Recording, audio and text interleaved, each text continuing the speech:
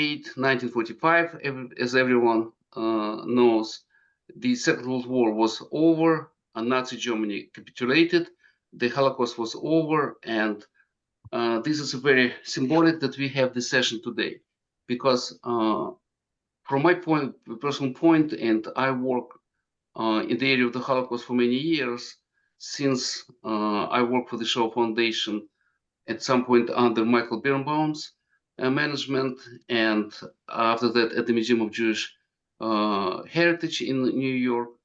And my observation was that the word, the Holocaust, is losing its meaning, okay, because it is applied everywhere in many different situations, which can be called the Holocaust or even a Holocaust in my personal perspective. But I want our distinguished guests speakers to share their thoughts regarding this, I would say, issue which concerns me a lot. And I know that many of you, again, I'm talking about speakers' concerns, have the same concerns, and I believe many people in the audience. So the first speaker is going to be Dr. Stephen Katz, Slater Professor of Jewish and Holocaust Studies at Boston University. I know Stephen already for several years personally. We met in Moscow a few years ago, and of course I know his books. And so, Steve, please, let's start with you. I mean, the floor is yours. Thank you. Good morning. Igor came up with a very important subject with this morning's symposium, namely the de-Judaization of the term Holocaust. Of course, the word Holocaust has been used before the Holocaust. It was a term, first of all, used to translate a certain form of sacrifice that was consumed completely in the temple by fire. And then it was widely used, if you look up the word in World War I literature, to describe the vast slaughter on the Western Front. But now, after the Shoah, the term Holocaust has acquired a new and radical meaning. And it carries so much weight that other groups want to use the term to express the nature of the tragedy that befell their community, their group. Now, on the one hand, that's a very negative thing because it relativizes the term Holocaust, and it makes it a word used in all kinds of contexts, appropriate or not. On the other hand, I'd point out to you that there's something paradoxical here, namely the fact that all the other groups that are trying to use the word Holocaust shows the power of the Holocaust. So you have the paradox on the one hand that de-Judaization is taking place, while on the other hand, you're reinforcing the importance and singularity of the Holocaust in connection to the destruction of European Jewry. Secondly, it's true that the word Holocaust can be emptied of its meaning if we create a situation in which we don't pay attention to details. First of all, we need to explain and demand that when people use the word Holocaust, they understand what it really means. They know what the Shoah is, and that involves especially the idea of intention. Ideology is crucial, and here you have an ideology to make the world Judenrein, absolute solution to the Jewish problem, the Endlosung der Judenfrage. And so you have here a very important issue. But to do it right, you have to make people answer to a standard of what the word means, not just use it in every conceivable capacity as an emotional term. And secondly, you have to ask them in what ways are other events comparable? For example, with regard to intentionality, with regard to totality. In addition, it's very important that the standard be held up. All of us have a responsibility that when the word is misused, we protest. Recently, there was that awful article in the London Review of Books. There's a book by David Stannard called American Holocaust. If you check them, you'll find there are errors page by page, but no one takes on the challenge of showing what really is at issue. So in terms of the word Holocaust, I think we need to be very active and we need to be very aggressive. Here, I would suggest that the model of the organization Camera that keeps a close eye on journalistic material around the world would be a model for the organizations that we're interested in supporting. Secondly, I just want to say that for me, the term Holocaust misuse is not the most important today. Today, the term that has the most power, the most significance, is the term genocide. Now, we all know that the word genocide was coined by Raphael Lemkin to explain what was happening to the Jews of Europe, that the regular terms, assassination, extirpation, didn't cover the facts of the matter. And so he created a term. It was then canonized, you might say, by the United Nations in its code on the Holocaust. But the fact is, here we need to understand that it's lost that meaning. The term genocide now is used in the sense of an ultimate moral critique. The power of the word is as an ethical term, not a legal term, as was originally intended. The UN definition of genocide largely is meant to decide what kind of crime. Here it's to decide the ultimate ethical violation. You saw it last week when our very undistinguished senator from Massachusetts, Elizabeth, Warren, used it to say Israel is committing genocide. She had no idea what the real meaning was, but she was trying to accuse Israel of a major fundamental ethical collapse. So the fact is that regarding this term genocide, we need to pay attention to a couple of things. We need, again, to ask that the use be correct vis-a-vis the demand for intentionality. Second, we need to understand that there's a deep, what I call lacunae, a deep hole in the definition of the United Nations, because it defines genocide as the intentional destruction of a group in whole or in part, but doesn't tell you what part. Is 1 out of 100 million Chinese genocide? Obviously not. So the notion of in part essentially destroys the efficacy of the definition, and that needs to be pointed out because it leads to so much of the rubble that we find instead of serious conversation. Thirdly, we constantly get the misuse of the word to describe what's called cultural genocide or ethnocide as compared to physical destruction, physical genocide. But the distinction between cultural genocide and physical genocide is almost always overlooked because the word repeats itself. Also, the fact is the word genocide is now so widespread, you see it everywhere. For example, you see it in the discussion of Black slavery. You should know that there were 500,000 Black slaves imported to the United States, a terrible crime. But on the other hand, when Lincoln passed the Proclamation Declaration, there were 5 million Blacks in the United States, hardly genocide. A lot of things, but it wasn't genocide.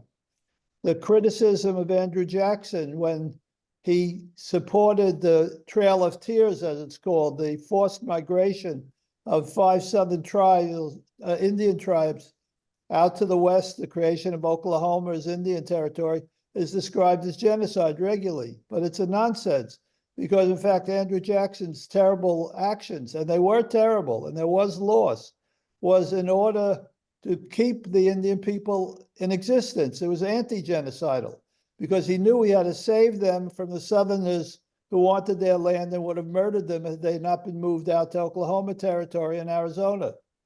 Thirdly, you find it, for example, in a recent book on California Indians called American Genocide by a man named Madley. He talks about the terrible things that happened in California, and there were terrible things, but he very, very importantly, largely omits the issue of reservations. And the whole point of reservations was that the United States made the decision not to murder Indians, but to save them by preserving them on reservations, terrible as the condition on reservations are. And in our case today, we have the situation with Gaza. Everywhere Gaza is described as genocide. But I just ask you to consider the following. If you take the total number of people in Gaza at the beginning of this conflict, estimated at 2.25 million, and you accept, without any need to quibble over the Palestinian Authority number of 35,000 deaths, the percentage of deaths out of 2.2 million is about 1.5 out of the total population. If you include the West Bank millions, it's a fraction of 1%. It's hardly a case of genocide, but you see the danger of using the term incorrectly and not being challenged by people like ourselves who know better to be called to a higher standard. Also, the fact is that in all these cases, they don't know what it's being compared to. Just like they don't know when they talk about river to the sea, what river and what sea. Here, when they talk about genocide compared to the Jewish genocide, they don't know what the Jewish genocide was. They don't know what the genocide in Europe was all about. And therefore, the poor definition of the UN and the ignorance of the users of the term and the publications that have no integrity and use it without checking give us a very bad situation. But I would say we need to struggle against these misuses. And the importance of this conference, of this conversation this morning, is most importantly, not only to expose how this has been misused, but to ask what we might do in opposition. Thank you very much.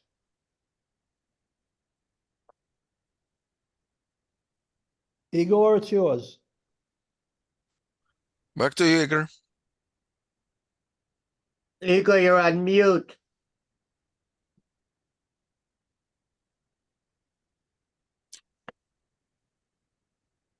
Yes, it's technical detail. Okay, so Steve, thank you very much. It's very important because in the very end I will mention that, but we are planning as a museum, as well as ICTD, to continue this conversation, and we'll talk about the term genocide, and especially in general, our discussion, I believe, very important. This is why I put it together. But because of the conflict in Gaza, it makes it extremely actual. But now, next speaker is Dr. David Patterson, Hillel and Feinberg Distinguished Chair of Holocaust Studies at the University of Texas at Dallas. I met David many years ago already. Every year I go to Dallas to David's conference, the annual scholars conference on the churches of the Holocaust, which is a very important and I believe the leading conference in this country. And when I come over there, I feel at home, just at home at this conference.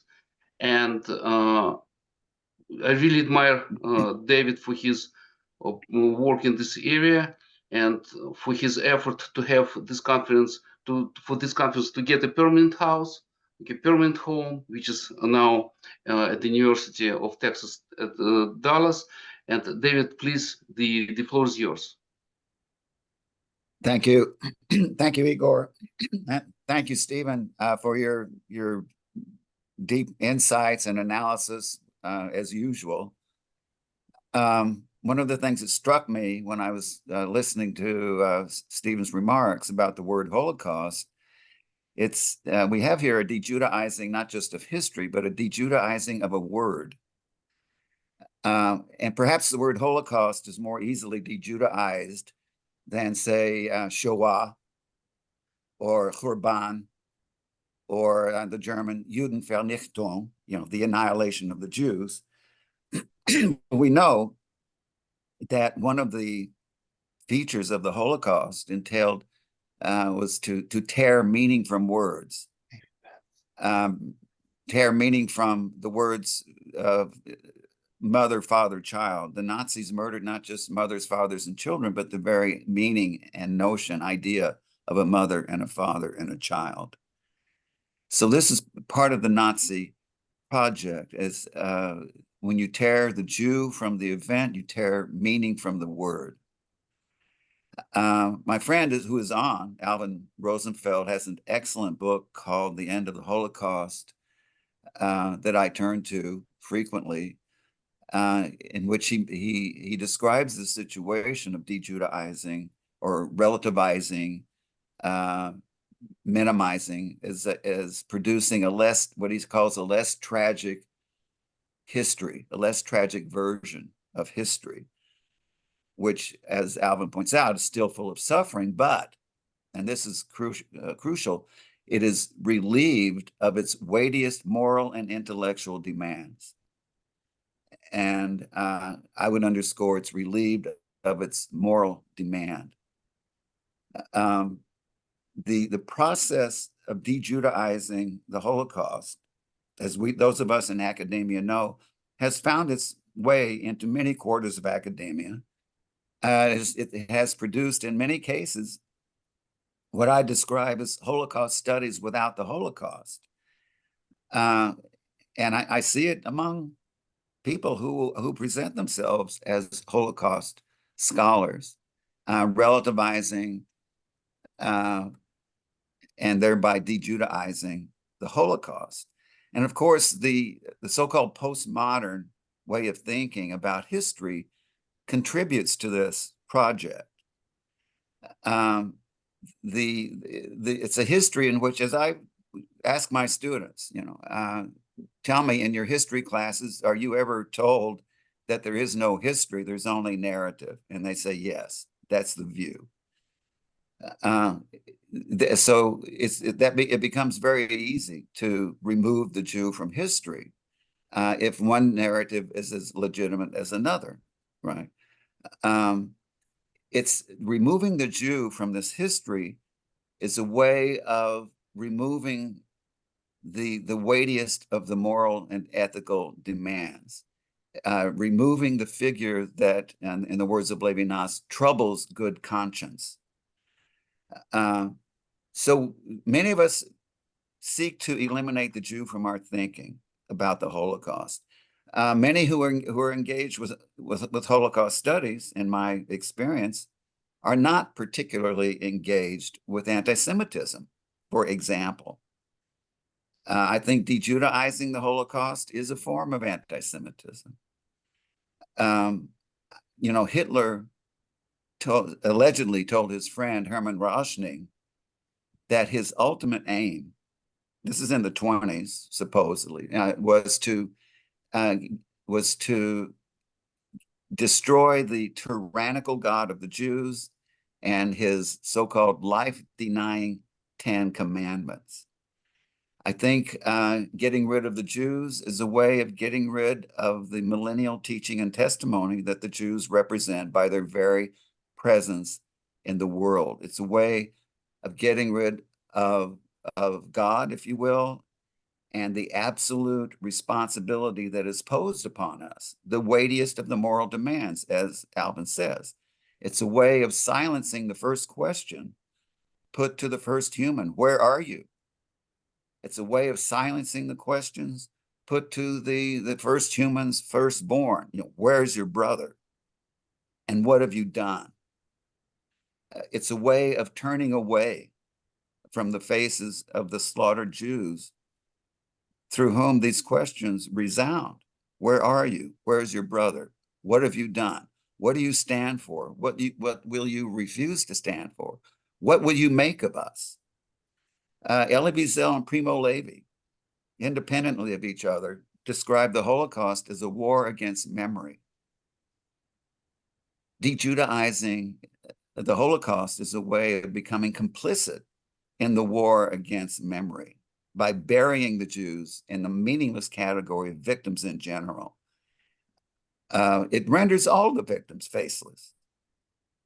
And thereby we render ourselves faceless. We lose our own humanity as we strive to render the study of the Holocaust Jud und rein. It's a way of purging and purifying our engagement with the event. It's a way of preserving our sense of righteousness and the promise of our own redemption, so to say. You can't, and I think part of the trauma of studying the Holocaust, at least in my experience with my students, is that it robs us of our purity, of our moral integrity. It implicates us. We can't engage the Jews who were slaughtered in the Holocaust without engaging, again, the primal question, where are you? We can't study, there's no innocently studying the Holocaust. And many times I have students in my office crying and who are traumatized. Just to study it is traumatizing, as we know. And part of the trauma is not that humans can do such horrible things, but it implicates me in my own humanity, right? So de-Judaizing the Holocaust is a way of continuing the Holocaust, of making the study itself Judenrein. So rather than speak of Jews and Judaism, we talk about coping and trauma, dialogue and healing, representation and remembrance, textual analysis, ethical tolerance, and even bullying, right? Everything except the singular assault on the testimony, the teachings, and the tradition that emanate from Mount Sinai and that go forth from Zion. De-Judaizing the Holocaust then is, I think, a form of Holocaust denial. It's a way of removing the Jews from history, just as anti-Zionism would remove the Jews from geography. The Jews are denied a place in space and in time here in this process of de-Judaizing, which is, you can see this has deep implications for harm done, not just to Jews, but to our very understanding of the dearness of the other human being, as that teaching comes into the world through the Jewish people, not only through the Jewish people, but anciently from the Jewish people. Just a couple more words. De-Judaizing then is a way of dehumanizing. And dehumanizing is a way of de-victimizing. So that this feeds into Holocaust denial by legitimizing the idea that Jews can't be victims. If they're not human, they can't be victims any more than Satan can be a victim. Only a human being can be a victim. And so sure enough, we see how this is connected to what happened in the Simchat Torah massacre last October 7th. Look at the phenomenon of denying it in various ways. Sima Shaksari, women's studies scholar at the University of Minnesota, has commented, there's no evidence that there's been any rape of any women. And in fact, to accuse Palestinians of rape is a form of racism. Now, if you're not human, you can't be a victim of rape. And I think this de-Judaizing then is tied to the de-victimizing, is tied to the denial that Jews were ever victims, whether it's in the Holocaust or on October 7th.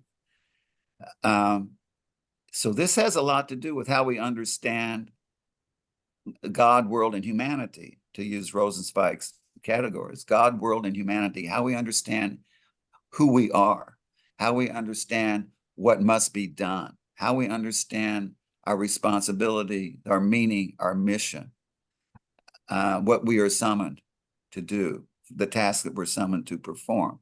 And it begins with, if we can, coming face to face with the Jew who's targeted then and now for annihilation. Thank you.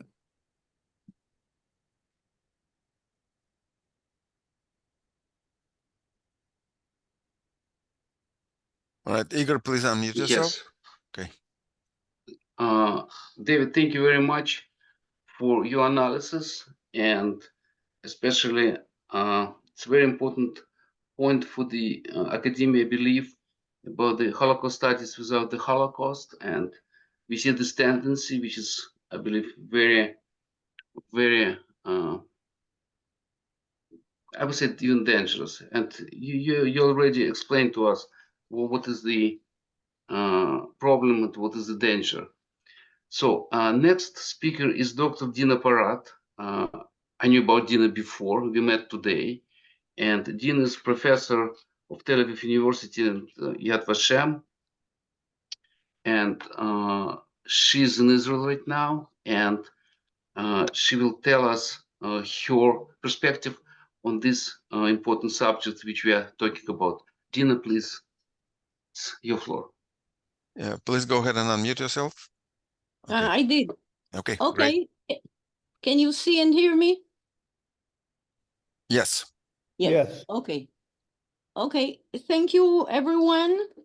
Thank you for organizing this important conversation. I would like to use another term, and this is right now the Israelization of the term Holocaust, and you will see in a minute what do I mean by that. We had 2 days, just 2 days ago on Monday, we had the National Holocaust Memorial Day, and it was quite clear all over the country that this year the way Israelis look at the Holocaust is different than former Holocaust Memorial Days because of October 7th, and the way they look has, and their attitude has changed. 2 weeks before the 7th of October, the organizations, all organizations in Israel that deal with the Holocaust, led by Yad Vashem, had a statement published in all newspapers titled, "Do not compare to the Holocaust." And the idea was that during the very stormy demonstrations that we had against the changes in the judicial system, this organization asked to stop calling each other Nazi or fascist, to stop visualizing a most terrible events as the Holocaust. Today, after October 7, no one will publish such a statement, because on that day and on, from that day on, a constant use of the term Holocaust has begun, and it is understandable, not because people compared it one-to-one, or because people thought that this is really a Holocaust or start of Holocaust on the same scale. Of course not. Of course not. But the events brought to mind, the personal and the collective mind, events, associations, remembering realities that have become part of the collective memory. You know that the poet Dalia Rabikovich defined the Holocaust as a hand grenade that exploded, and each of us got a splinter and carries the splinter. So that the collective associations, many of them were found the same, like a mother hiding with a child, taking for hours, afraid she would cry, murder and burning of whole families, etc. You know, all that, all these went down into the collective memory on the same day. Steve and David were speaking about the word Holocaust and its misuse and misuse. I'd like to add here the Hebrew aspect. The word Shoah, to describe the murder of the millions of Jews by the Nazis and their accomplices, etc., was not chosen, as many new words in Hebrew, was not chosen by the committee or the Academy for the Hebrew language. The use came out of the public instinctively or naturally, I would say, out of the public because it is a biblical term that says Holocaust, or it means Holocaust means a force of nature that comes from afar. Yeah, it says in the Psalms, Shoah kechetef tavo, that comes from afar, comes quickly, suddenly, and it has a sort of an apologetic use because it says if it's a form of power of nature, you couldn't know, you couldn't prepare, you couldn't know and you couldn't prepare. And this is how I think the word it came out into public use. Also, let me mention 3 major questions that connect the 2 events, questions that come up now. Perhaps we can use the experience Yad Vashem has or other institutes dealing with the Holocaust. First is how, after this event, do we deal with the work of commemoration and of memory? You have today so many testimonies on all channels of the media, and they are different than the ones that were collected in Yad Vashem or in Yale and other places because of the quick changes in digital means. You have so many and they run around. If we don't collect them in one place, at least the copies of them in one place, perhaps the National Library, in its magnificent, by the way, new building in Jerusalem, will be the place where it all would be collected. Otherwise, in a short time, we will not have a possibility to see the whole picture. Testimonies are still being heard every day. And if it's not collected, there wouldn't be a full picture. Also, the question of visual memory, a place that you go to, as you go to camps, etc., to monuments, etc. I suggested, after a very difficult visit to Be'eri and to this camp where the Nova, where the dancing and music took place, that we keep one burnt house in each place that was badly hurt. But in the meantime, they start coming back home, and it will be difficult. It will be very difficult to live with a burnt place near your own place. So we need to build, again, learning from the experience of the Holocaust, of Holocaust commemoration, we need to build a place much as the Israel National Fund, the Keren Kayemet built in this place, the Nova. They built a magnificent big presentation with the pictures, with videos, etc. And to bring, I suggest to bring there at least one burnt house, because a place, a visual place that you come to and you visit is can serve against denial, which brings me to the second question of denial.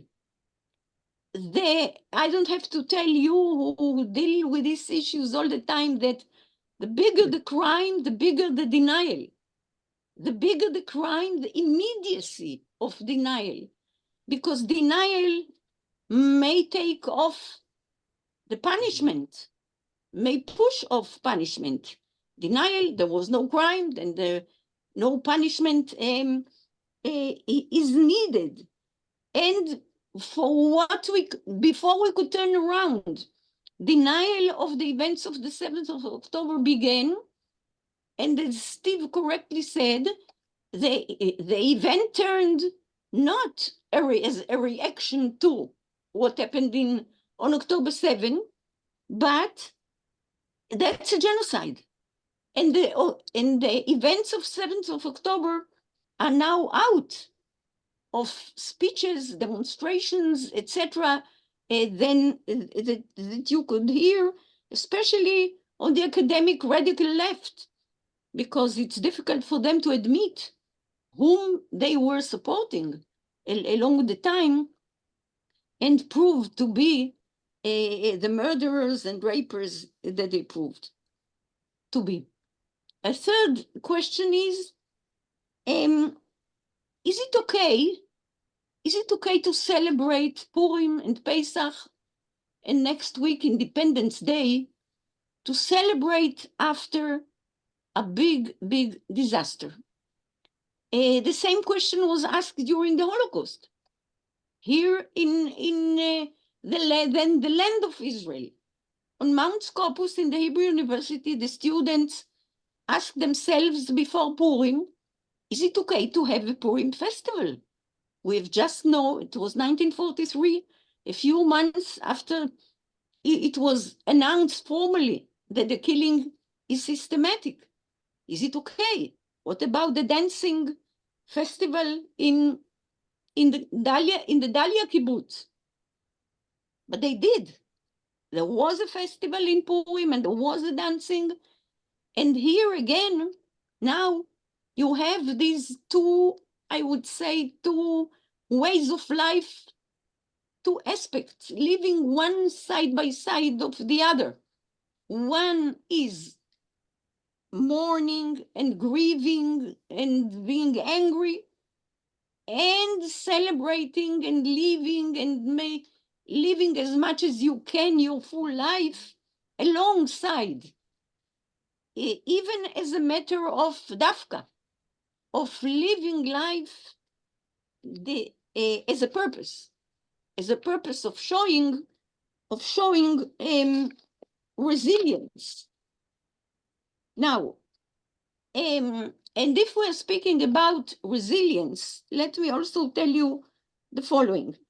About 2,000 Holocaust survivors were evacuated from their homes on October 7. Out of them, some 500 from the places around Gaza. Now, when you interview them, each of them has his own opinion, of course. Opinions vary. Each of them answers you his own way. But a few, not only a few, quite a number of them say that no doubt this was a terrible day with terrible impacts on every aspect in our life. But the comparison or the use of the word Holocaust is not a one-to-one one. It's a use that says, I'm comparing to the worst that has ever happened, because this was terrible, and I would like a terrible comparison. But when you compare, it doesn't say that the two compared are equal. You know that Professor Bauer, he now turned 98. If you would like to congratulate him, he turned 98. His mind is still crystal clear. And he says, by the way, he says, I would like to die when I am 119, so that they say that I died too early. Too early. He says about the comparison, says, how do I know that my girlfriend is the most beautiful? Because I compare her to the others, saying by that comparing does not mean equaling. It says what is identical and what is different. And so say the survivors, of course not. Of course it is not.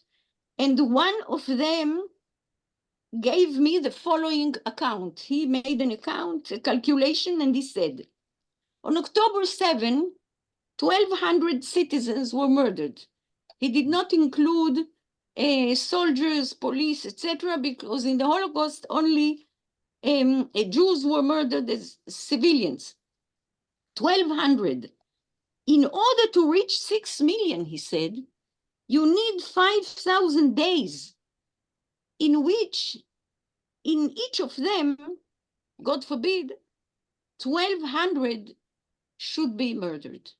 So the ones who use the word no, that they are not really comparing, they are just expressing a feeling and expressing their collective association.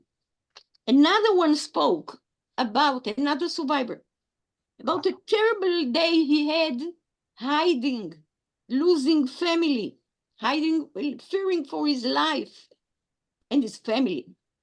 But after that, a few hours after that, everyone came back to the senses, the army, civil society, and this is the main, for him, especially for him as a survivor, the main difference that he feels that there is a state and there is an army and there is a civil society that is working together. And I must tell you that this working together after the October 7 and this spirit of contributing and of volunteering all over is tremendous, is something that you can hardly understand.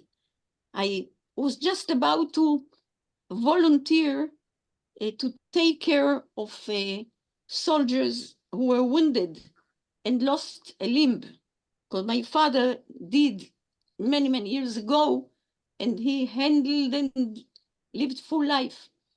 And they told me, you cannot come. They have so many visitors, and they are so much taken care of. No need. And so what the survivors are saying is that if there was a renewal of personal life and of national life after an event such as the Holocaust, there is no doubt that there would be a renewal and a rebuilding now. Perhaps not exactly tomorrow, after tomorrow, but it certainly will come. I would finish by quoting a line from a poem by at that time, in the 40s, the 50s, national laureate Nathan Alterman, who wrote a poem about King Saul falling on his sword in a battle, in his last battle on the mountain of Gilboa. And he tells, the poem tells the whole story about the battle, about someone coming to break the terrible news.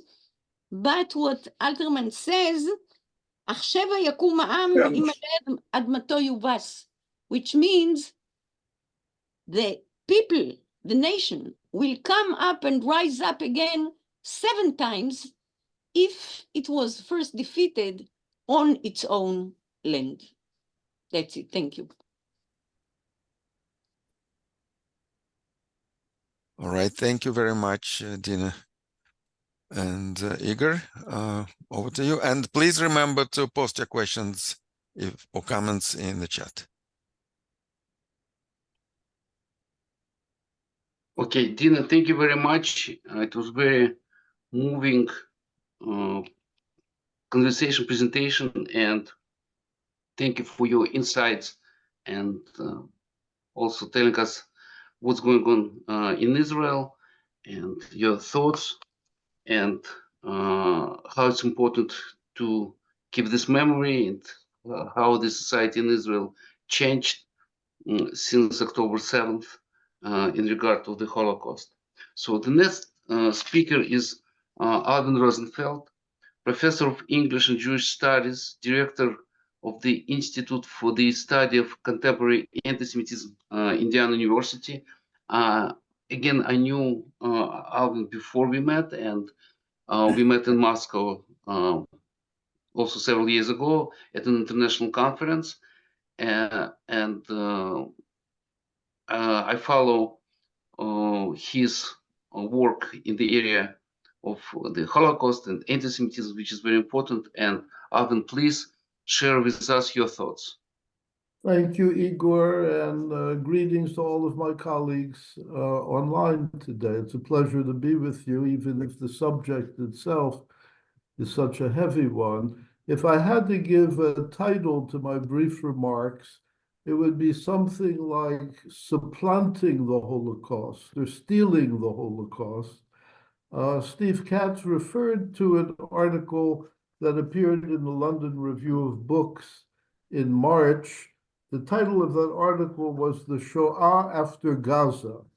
And it's that I want to talk with you about, what we're seeing all over the place immediately after October 7th. Our efforts, in fact, as David Patterson referred to them, recalling Primo Levi's words of negating the Holocaust. And we're witness to that day by day by day on campuses, in the media, in the streets, in the entertainment world. It's just on full display wherever we look. And what we're seeing really is the use of Holocaust references polemically in a bitter and ongoing ideological and political struggle against the state of Israel and the Jewish people as such. I want to take you, and in order to understand that at its heart of hearts, we really do have to look at the war between Israel and Hamas. But for present purposes, I want to take us back to 2014 and an earlier chapter of that same war. So we're going back 10 years, but again, Gaza, Israel, and Hamas. What did we hear in those days?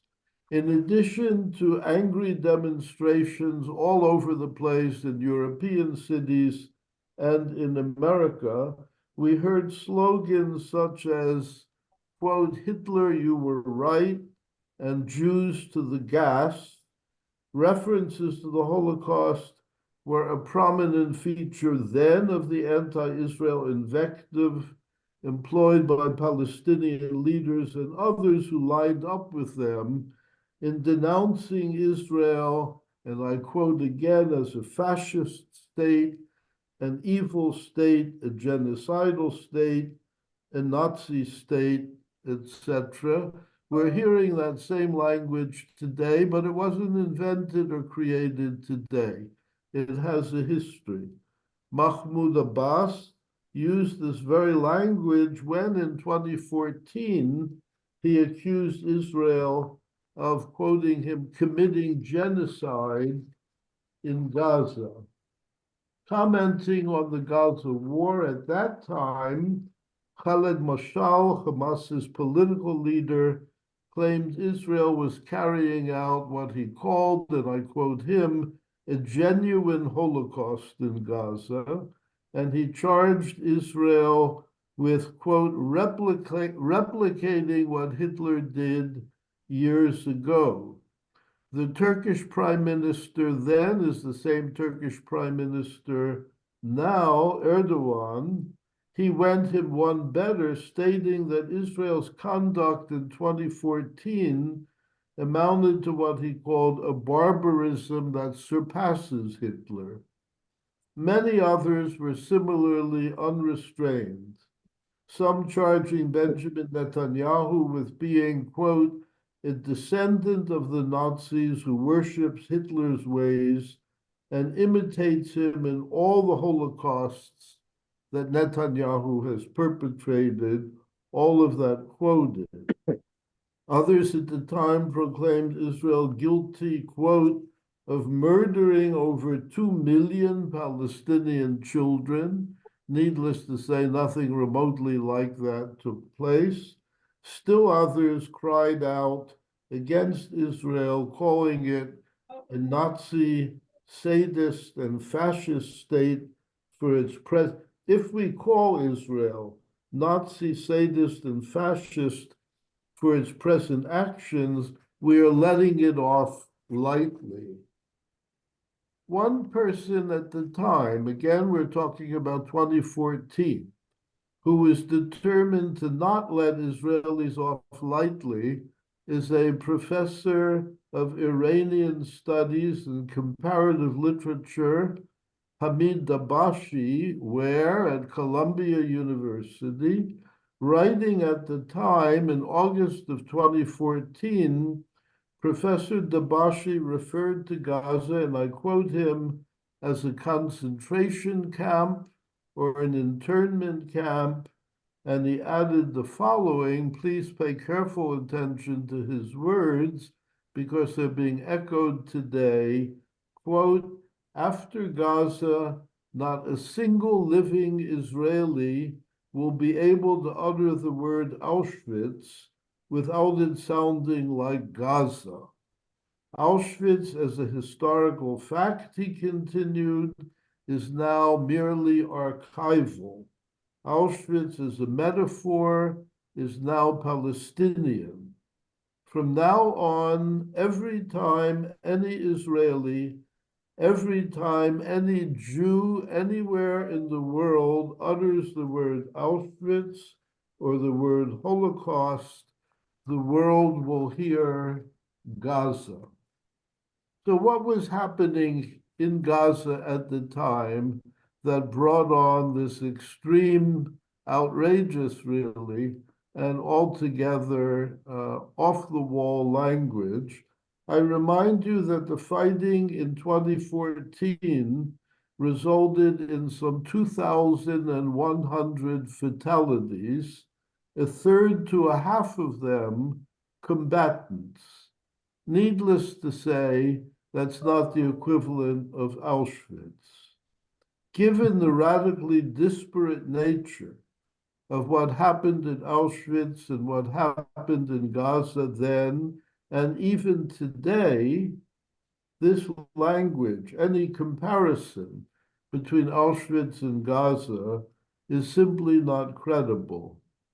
Nevertheless, in a time of widespread exploitation of the words and images of the Shoah, comparisons of this kind have become commonplace.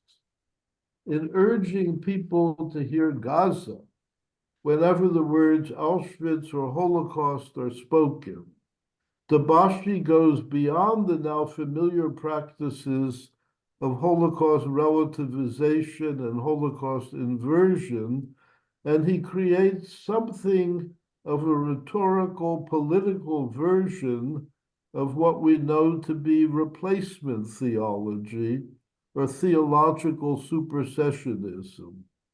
In the view that he propounds, and unfortunately that many others now follow, where Auschwitz once was, Gaza now is. Among those who've studied the uses and abuses of Holocaust references for political ends, and several of them are my colleagues in this very panel, I know of no one who has written as perceptively about the dynamics at work here as the French thinker Pascal Bruckner. I quote Bruckner's words, written some years ago, but certainly applicable still today. Bruckner, being able to say that you are the object of a new Holocaust means shining the brightest floodlights on your own case.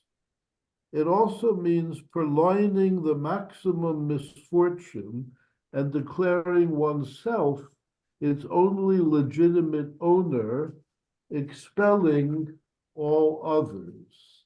It's as if other populations, denying the Jews the privilege of annihilation, are claiming that Auschwitz, that's us.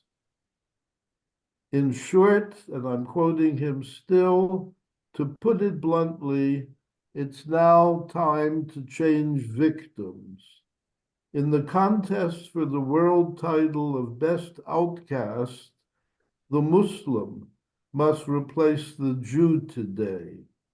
The idealization of the Jew has paved the way for his later vilification. Or to put it differently, the Judaization of the Muslims necessarily leads to the Nazification of the Israelis, and we're seeing those equivalences, those substitutions, those purloinings just about wherever we look today. The phenomenon is not new. I've traced it back 10 years to 2014, but it's certainly been amplified in our own day. Scholars of the subject trace it back as far as the 1960s, when under the influence of both Soviet and Arab propaganda, Holocaust references were used to equate Jews with Nazis and Israel with Hitler's Germany. Such vilification has long been heard within Arab countries and Iran, where the Holocaust is both denied and appropriated as a source for condemning Israel and the Jews. What's new, therefore, is the prominence of this language, which has now just entered the American mainstream. It's no longer on the fringes. It's becoming more and more normalized.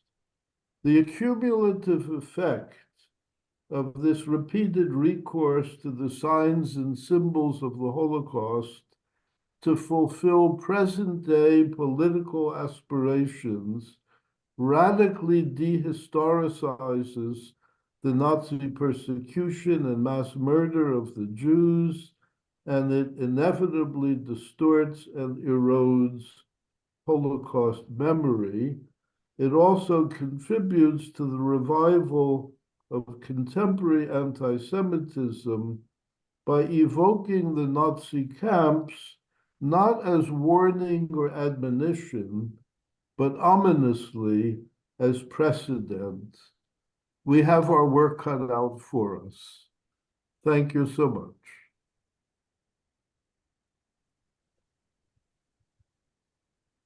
All right, thank you very much, Alvin. And Igor, back to you.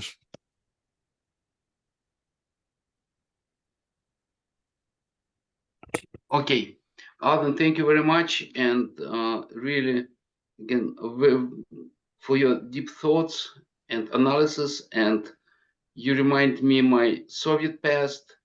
We lived, Alex and myself, in the situation of very strong anti-Jewish and anti-Zionist propaganda.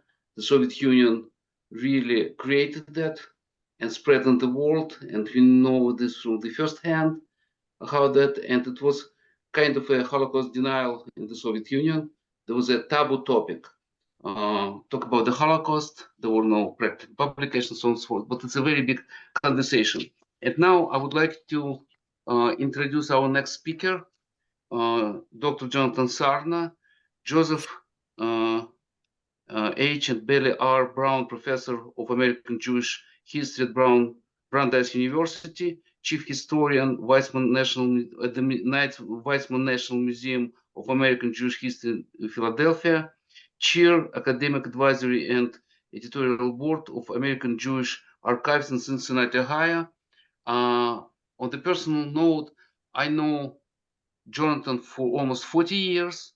Jonathan visited me in Leningrad when I was a refugee, and still we have very kind of strong friendship. And Jonathan played a very important role in my life, helping me with my first year in the United States at the Hebrew Union College, and giving me recommendation for studies at UCLA. And still we have common interests and common friendship. And Jonathan, please, it's your floor. Well, thank you very much. And it's really a privilege to be here. And yes, I remember well those visits with you in Leningrad. And we've seen ups and downs since then in the world. My question, my field, as you've heard, is American Jewish history. And my question has really been when the term Holocaust came to be known in the United States as a reference point for the Nazi destruction of the Jews. That's really what I want to talk about. And I want to start in a strange place. In late 1959, a Boston journalist, his name was Paul Benzequin, and he was then working for the Boston Globe, and he published a book entitled Holocaust. But the volume was actually a journalistic account of the horrific November 28, 1942 fire at Boston's Coconut Grove nightclub that killed over 490 people. It was one of the worst disasters in the history of Boston, among the deadliest fires in all of American history. And the volume was subsequently serialized in the Boston Globe under the headline Holocaust. And the author, Benzequin, was described as Holocaust author. And what's interesting is that in 1960, nobody, as far as I can tell, found the book's title either misleading or offensive. But just 7 years later, in 1967, to mark the 25th anniversary of the Coconut Grove fire, they reissued Paul Benzequin's book, but under a new title, Fire in Boston's Coconut Grove. They never explained the change in title, but it's easy to understand why the earlier title was replaced. And I discovered that Paul Benzequin had actually converted to Judaism in the 1960s. Now, the story of Paul Benzequin's book, I think, teaches us several matters of importance about this whole subject. First of all, and most importantly, in late 1959, early 1960, the word Holocaust had not yet become firmly tied to the destruction of European Jewry. It could still be applied to a nightclub fire.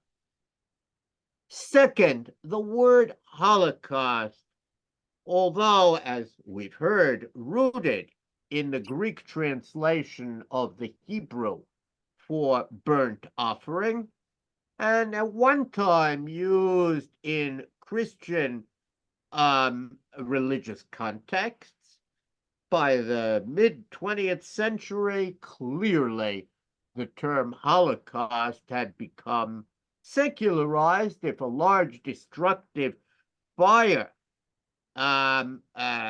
could be a Holocaust, and there was similarly the term nuclear Holocaust, then it's not a religious term. The Coconut Grove nightclub, which was actually tied in to organized crime, was about as far from being a religious site as one could imagine. And there's a substantial literature now around Holocaust and religion that certainly doesn't seem to apply well to the example of the United States. And third, we have a precise dating that by 1967, just 7 years later, you couldn't apply the word Holocaust to a nightclub fire. That's the only conceivable reason why that title was changed. By 1967, American readers of a book entitled Holocaust expected to learn about the destruction of the Jews. Now, Dan Michman and Leon Jick have already shown that the word Holocaust was only one of many words employed by early post-war writers to describe what happened to the Jews in World War II. Other words included final solution. Reitlinger called his book by that. Catastrophe, destruction. Raoul Hilberg used that term. Cataclysm, extinction, extermination, disaster, annihilation. Yiddish speakers preferred Khurban. Hebrew speakers preferred Shoah, but other words were employed. Yemei Haza'am, meaning years of wrath. Some of those words carried biblical or rabbinic allusions that were important, I think, to the faithful. So in the United States, the term Holocaust became dominant only in the 1960s. Yad Vashem played a role in that because its famous monument, which was dedicated in 1959, employed the term on it, quote, the Nazi Holocaust, and apparently the New York Times report on Yad Vashem's dedication is the first time that that newspaper of record used the word Holocaust to apply to the destruction of the Jews. Professor Michman argued that Nobel Prize winner Francois Mauriac's use of the word Holocaust in his introduction to Elie Wiesel's book Night in 1960 was crucially important. Others, of course, point to the capture and trial of Adolf Eichmann as critical to the word's spread. But whatever the case, anyone who does something as simple, and only now can you do it, as use a Google Ngram, which measures year by year how often a word is used. If you use a Google Ngram, you can see how the word becomes dominant during the 1960s. And it's also during that era that the word becomes capitalized with a capital H, and usually in English accompanied by a definite article, the Holocaust.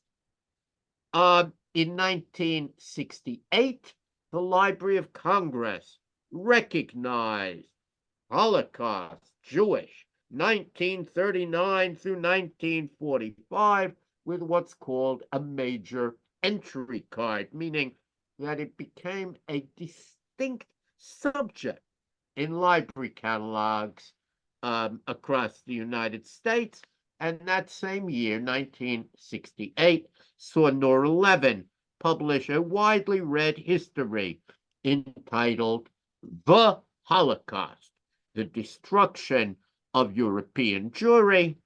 And then in 1971, the word Holocaust became a separate listing in the Reader's Guide to Periodical Literature. So you see how over a 10-year period, this word emerges. And then with the use of the word on television, with a miniseries entitled Holocaust in 1978 with Meryl Streep, and then, of course, the creation, and the name is important, the U.S. Holocaust Memorial Museum in 1993, that word becomes dominant throughout the English-speaking world. In Hebrew, by contrast, the dominant term became ha-shoah, recognized in Israeli law in 1951 that created Yom HaShoah, and reinforced by Israel's educational system, by the media, by annual commemorations. Professor Mishman cleverly points out that both words, Holocaust and Shoah, assume some prior knowledge of what the Holocaust or the Shoah entailed. In other words, both of those words are different than, say, the word earthquake. If I hear the word earthquake, from the word itself, I know what happened, or independence. But you cannot deduce what happened from the meaning of the words Holocaust or Shoah. Now, whether the word Holocaust should apply only to the murder of Jews was for many years a subject of dispute.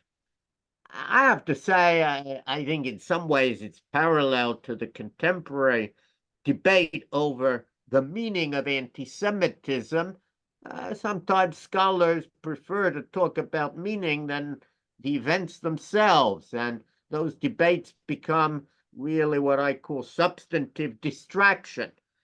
But in any case, and especially since our friend Michael Berenbaum, who well remembers those debates, is not with us, at the Holocaust Museum, the question was, how do we define the term? Who do we include within it?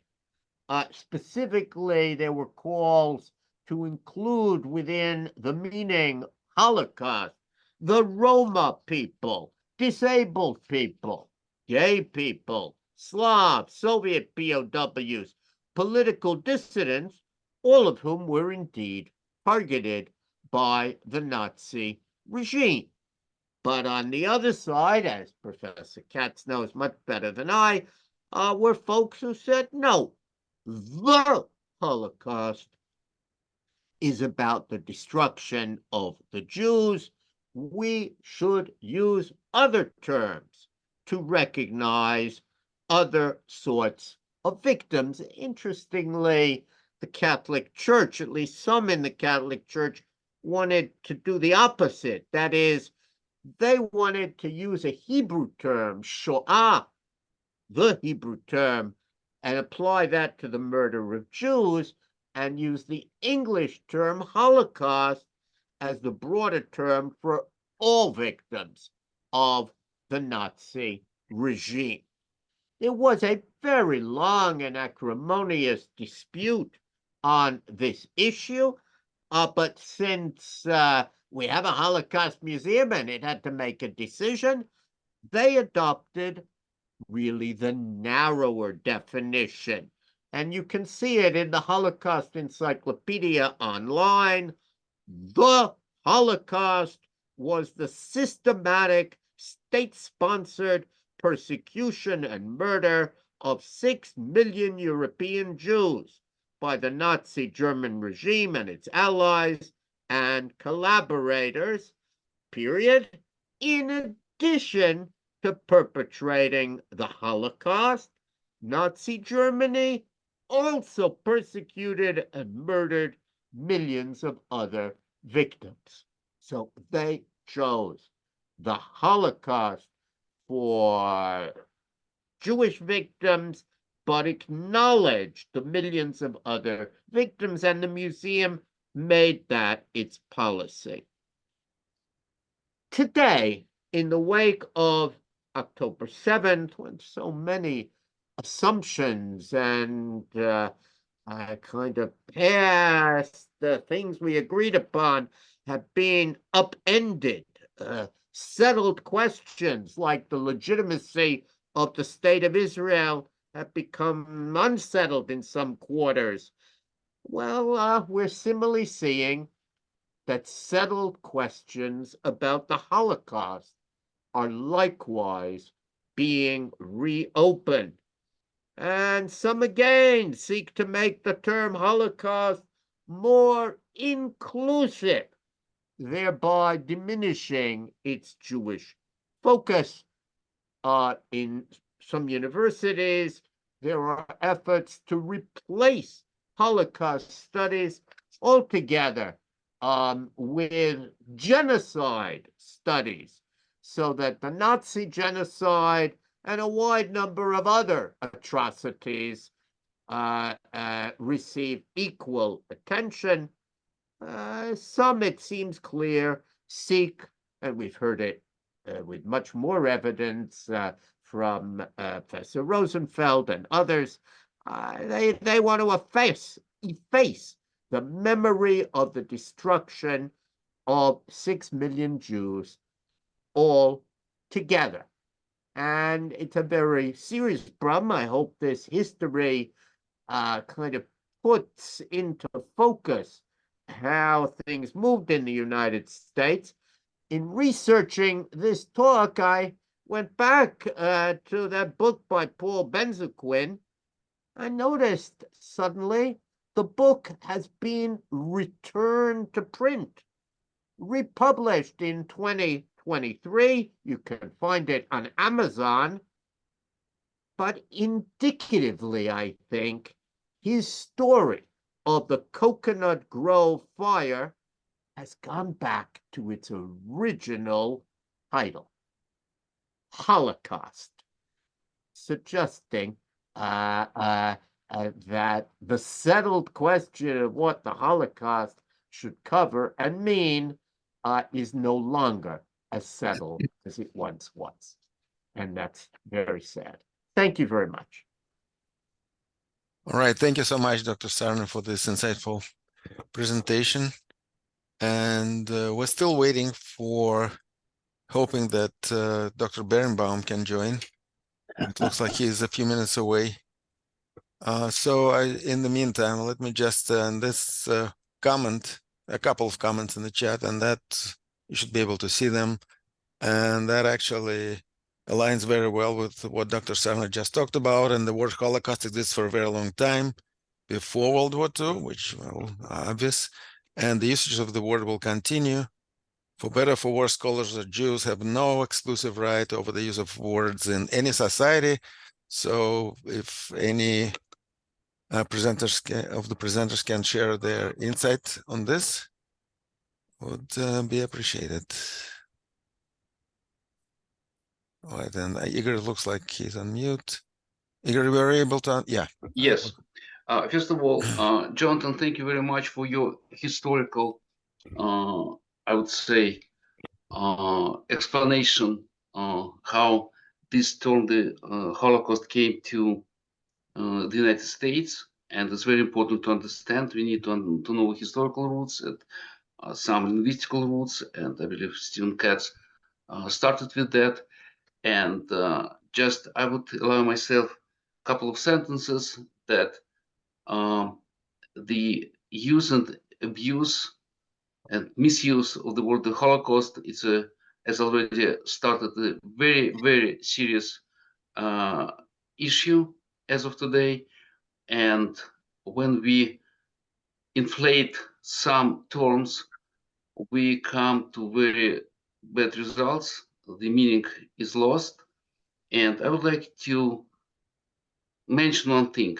Maybe some of you know, maybe some of you don't know, that there is a word "cypher."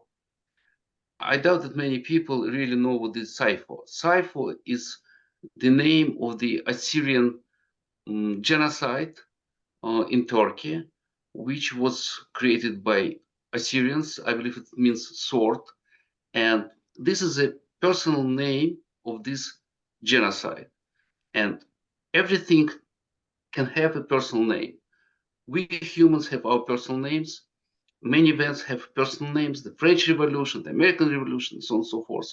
And the Holocaust is a personal name. A Holocaust, it's one story. The Holocaust, it's another story. And again, we have this comment, and if someone wants to address this comment, we have a few more minutes for our symposium. I would appreciate it. And again, this comment, it's about that this word should not be used only by academics or Jews. It evolves. Please, any comment from the speakers?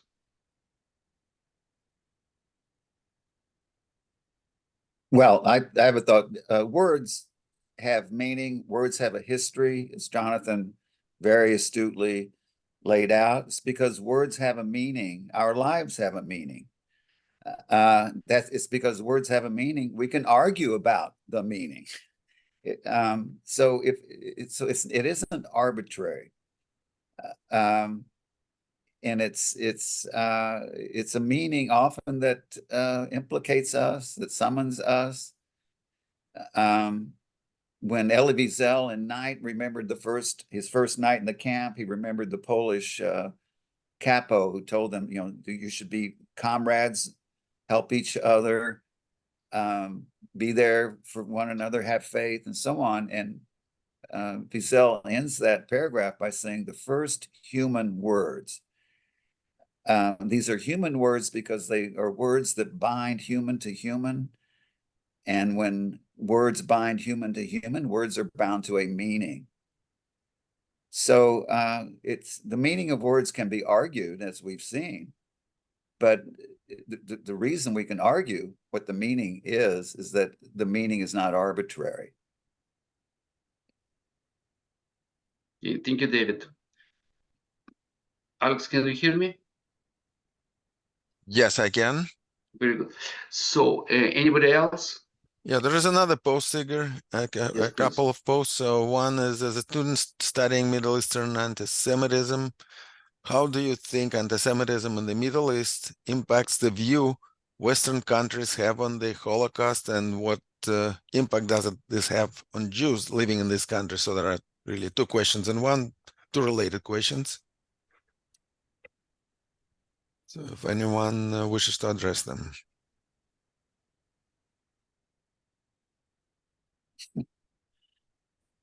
David, okay, if you want, of course.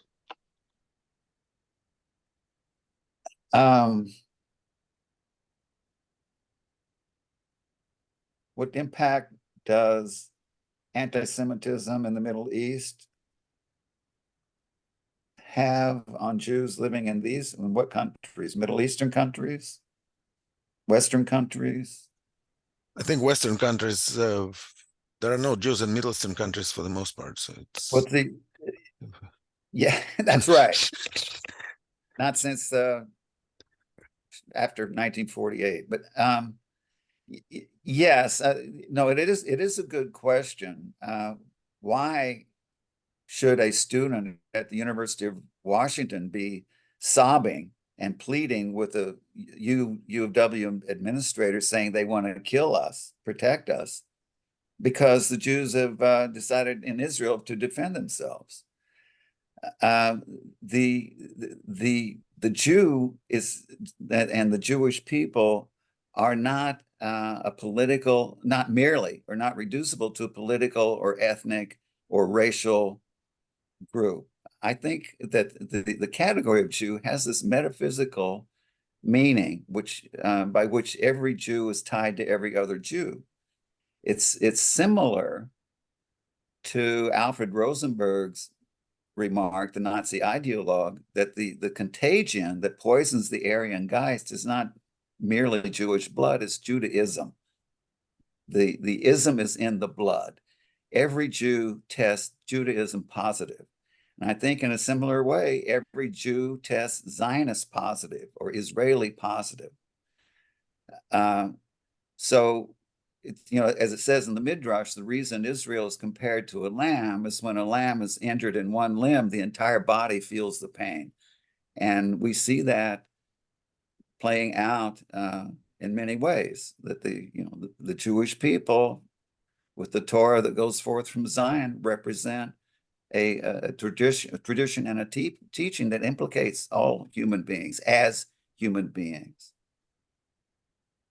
Yeah, I just add David Nierenberg's recent book is very helpful because he clearly shows, it wasn't a new discovery on his part, how Jew comes to represent whatever a society views as evil. So, for example, if bankers are the terrible evil, all Jews are bankers. If communists are terrible evil, all Jews are communists. Well, in our day, the worst evil is to be a colonialist, an imperialist. So naturally, Jews are now colonialist and imperialist. But the great advantage of Nierenberg's huge book is really to see how often anti-Semitism has shifted so that the whatever it is that society is worried about becomes associated with the Jew, and contemporary anti-Semitism then and its resurgence can in many ways be linked to that long process, even as I agree that in each case anti-Semitism has to be looked at a particular moment and a particular place. Still, Nierenberg's insight I found to be a quite helpful one. And in general, as the Israeli scholars have shown us, anti-Semitism tells us and teaches us much more about the anti-Semite than about Jews. You won't learn anything about Jews if you listen to Congresswoman Green, but you'll learn a lot about her. And that's always been true. And I think much of that is likewise true today. All right, thank you, Dr. Dr. Sarah. So we have time for one more question, and I believe Dina wanted to ask it. So Dina, the floor is yours. Okay. Thank you. I have a question for Jonathan and an answer for Dr. Mehak Burza, who sent a message or a comment on the chat. Jonathan, I'd like to ask you if you couldn't you relate the same phenomenon of the use of the word Shoah that came out of public use, not by any formal decision or by of an academy of language or a certain body, to the use of the word Holocaust in the United States, because what you showed us is 1959, when not a lot was known and not enough research has been written. There was Anne Frank, the diary, but it wasn't too Jewish. If you read the introduction of Eleanor Roosevelt to the first edition in English of Anne Frank's diary, she doesn't even say that she was Jewish, doesn't even mention Nazis or Germans. So perhaps with the growth of research and of knowledge and of testimonies of survivors and witnesses, then came the use, not by any article or book, but with the knowledge. And it is the same phenomenon coming out of the public needs. In Israel or in Hebrew, I think it's a kind of an apologetic need. We couldn't know, we couldn't do anything. And Holocaust, the use brings it to indeed a more religious sphere, because this is something that burned completely, and the ashes, it has a religious connotation. This is my question to you, and I have a comment to Dr. Mehak Burza, who spoke about Yehuda Bauer. Yehuda Bauer does not say that the Holocaust was unique. He is confronted on this by me and by, well, I should say first, by Dan Michman and by me, who claim that it was unique. He has a new term called unprecedentedness. He invented the word unprecedentedness to say that the Holocaust was unprecedented, because he says that if we say unique, it is as if we close it and say, okay, it was unique, it happened just once, it can never happen again, there is nothing to deal with it. Let's portray it and put it aside. It's unique.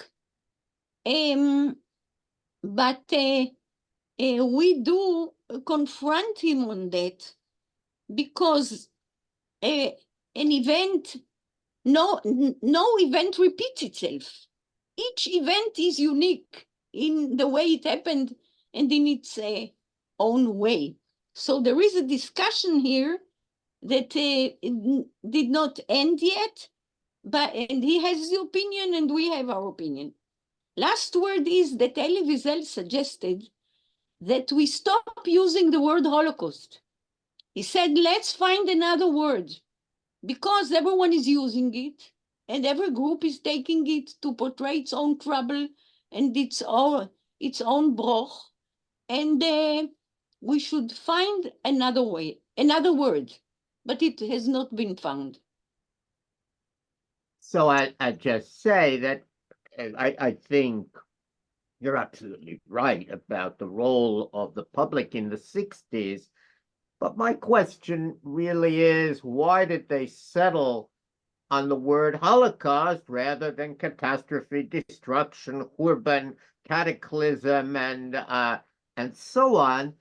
And I think we can begin to see that. And honestly, Yad Vashem probably had some role there, but I think we can point to how words gain in popular usage, and that's not a surprise. Sometimes words become politically incorrect and they recede from popular usage.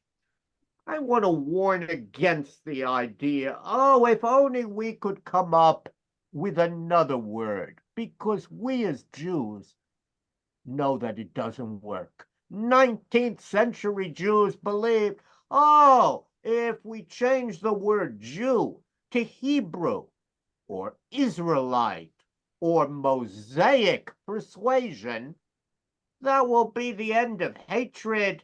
People don't like Jews because of associations with the New Testament, and that'll solve the problem. And indeed, from one end of the spectrum to the other, we see people abandoning the word Jew, except maybe as an epithet.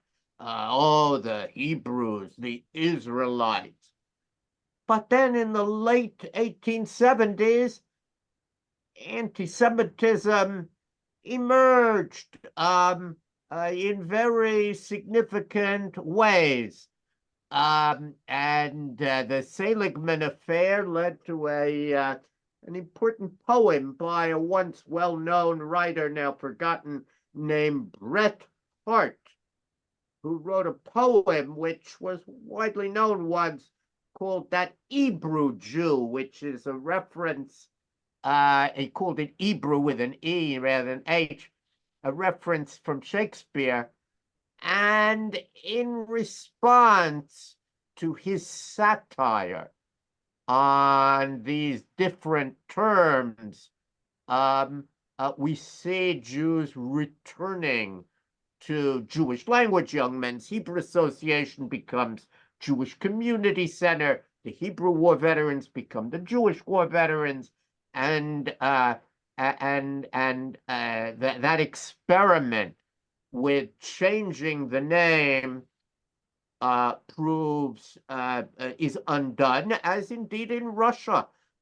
Igor knows better than I do that the term that was once an epithet and Jews had abandoned for Ibrei, comes back, the Jewish term, and Jews re-embrace it.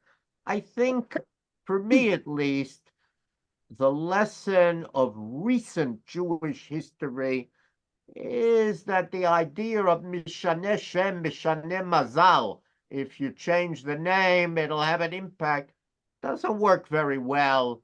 And I do not believe, although I know some do, that, oh, if only we changed the word anti-Semitism, got rid of it and called it something else, Judeophobia, or if only we changed the name Holocaust and to something else, all problems would disappear. They didn't disappear when we picked Hebrew and Israelite, and I don't think they'll disappear if we change anti-Semitism and Holocaust either. Well, thank you, Dr. Sarna. And thank you to all the speakers for your amazing and fascinating insights. I believe this is all the time we have. So, Igor, you want to move on? Yeah, I gotta go. Yes. So thank you very much again for all our speakers. Thank you for the audience to be with us. And I believe this conversation was very important. So what is the fate of this conversation?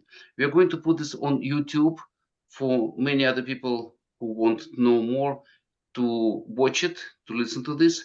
We'll do some effort to publish the materials of this conversation.